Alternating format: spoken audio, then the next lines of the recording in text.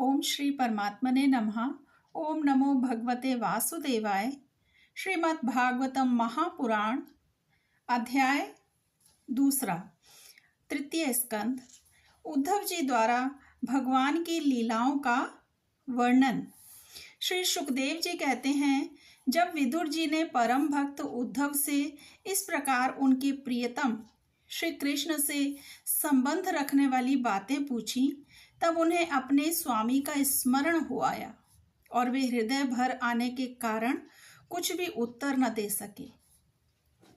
जब ये 5 वर्ष के थे, तब बालकों की तरह खेल खेल में ही श्री कृष्ण की मूर्ति बनाकर उसकी सेवा पूजा में ऐसे तन्मय हो जाते थे कि कलेवे के लिए माता के बुलाने पर भी उसे छोड़कर नहीं जाना चाहते थे। अब तो दीर्घ काल से उन्हीं की सेवा में रहते रहते ये बूढ़े हो चले थे। अतः विदुर जी के पूछने से उन्हें अपने प्यारे प्रभु के चरण कमलों का स्मरण हो आया। उनका चित्त विरह से व्याकुल हो गया। फिर वे कैसे उत्तर दे सकते थे। उद्धव जी श्री कृष्ण के चरणारविंद मकरंद सुधा से सराबोर होकर 2 घड़ी तक कुछ भी नहीं बोल सके। तीव्र भक्ति योग से उसमें डूबकर वे आनंद मग्न हो गए। उनके सारे शरीर में रोमांच हो आया तथा मुंदे हुए नेत्रों से प्रेम के आंसुओं की धारा बहने लगी। उद्धव जी को इस प्रकार प्रेम प्रवाह में डूबे हुए देखकर विदुर जी ने उन्हें कृतकृत्य माना। कुछ समय बाद जब उद्धव जी भगवान के प्रेमाधाम से उतरकर पुनः धीरे धीरे संसार में आए, तब अपने नेत्रों को पोंछकर भगवत लीलाओं का स्मरण हो आने से विस्मित हो विदुर जी से इस प्रकार कहने लगे। उद्धव जी बोले, विदुर जी, श्री कृष्ण रूप सूर्य के छिप जाने से हमारे घरों को काल रूप अजगर ने खा डाला था। वे श्रीहीन हो गए हैं। अब मैं उनकी क्या कुशल सुनाऊं। ओह, यह मनुष्य लोक बड़ा ही अभागा है। इसमें भी यादव तो नितांत भाग्यहीन हैं, जिन्होंने निरंतर श्री कृष्ण के साथ रहते हुए भी उन्हें नहीं पहचाना। जिस तरह अमृतमय चंद्रमा के समुद्र में रहते समय मछलियां उन्हें नहीं पहचान सकी थीं, यादव लोग मन के भाव को ताड़ने वाले बड़े ही समझदार और भगवान के साथ एक ही स्थान में रहकर क्रीड़ा करने वाले थे, तो भी उन सब ने समस्त विश्व के आश्रय सर्वांतर्यामी श्री कृष्ण को एक श्रेष्ठ यादव ही समझा। किंतु भगवान की माया से मोहित इन यादवों और इनसे व्यर्थ का वैर ठानने वाले शिशुपाल आदि के अवहेलना और निंदा सूचक वाक्यों से भगवत प्राण महानुभावों की बुद्धि भ्रम में नहीं पड़ती थी। जिन्होंने कभी तप नहीं किया, उन लोगों को भी इतने दिनों तक दर्शन देकर अब उनकी दर्शन लालसा को तृप्त किए बिना ही वे भगवान श्री कृष्ण अपने त्रिभुवन मोहन श्री विग्रह को छिपाकर अंतर ध्यान हो गए हैं। और इस प्रकार उन्होंने मानो उनके नेत्रों को ही छीन लिया है। भगवान ने अपनी योग माया का प्रभाव दिखाने के लिए मानव लीलाओं के योग्य जो दिव्य श्री विग्रह प्रकट किया था, वह इतना सुंदर था कि उसे देखकर सारा जगत तो मोहित हो ही जाता था।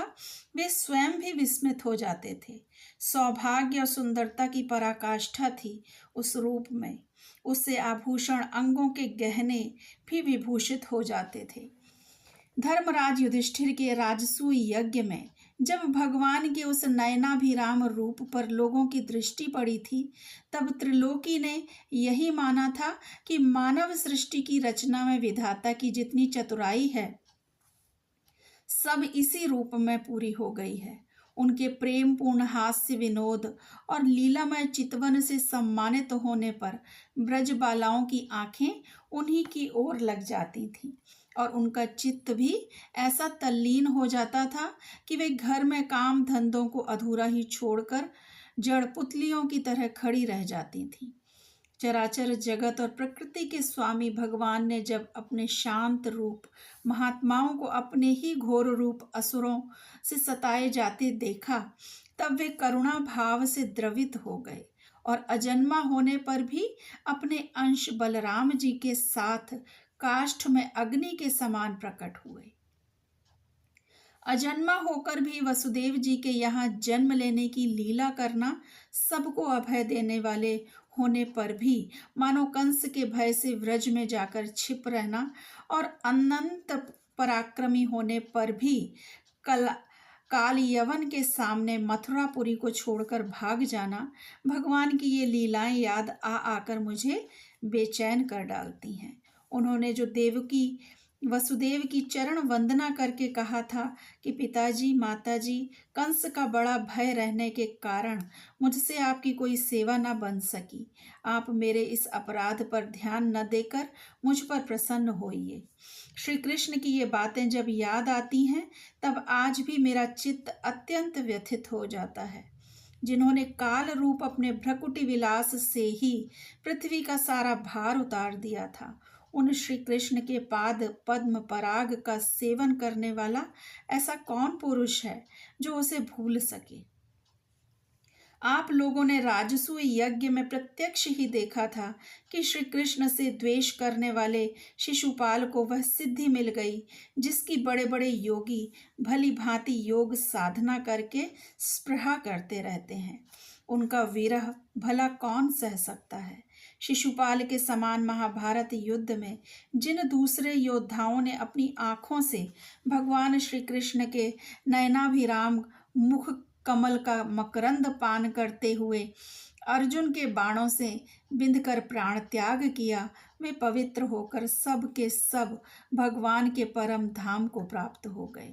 स्वयं भगवान श्री कृष्ण तीनों लोकों के अधीश्वर हैं, उनके समान भी कोई नहीं है, उनसे बढ़कर तो कौन होगा। वे अपने स्वतः सिद्ध ऐश्वर्य से ही सर्वदा पूर्ण काम है। इंद्रादि असंख्य लोकपालगण नाना प्रकार की भेंटें ला लाकर अपने अपने मुकुटों के अग्रभाग से उनके चरण रखने की चौकी को प्रणाम किया करते हैं।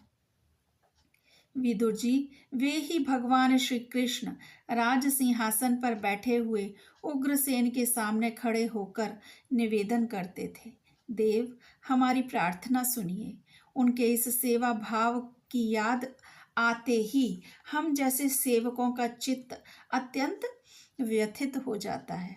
पापनी पूतना ने अपने स्तनों में हालाहल विष लगाकर श्री कृष्ण को मार डालने की नियत से उन्हें दूध पिलाया था। उसको भी भगवान ने वह परम गति दी जो धाय को मिलनी चाहिए। उन भगवान श्री कृष्ण के अतिरिक्त और कौन दयालु है जिसकी शरण ग्रहण करें।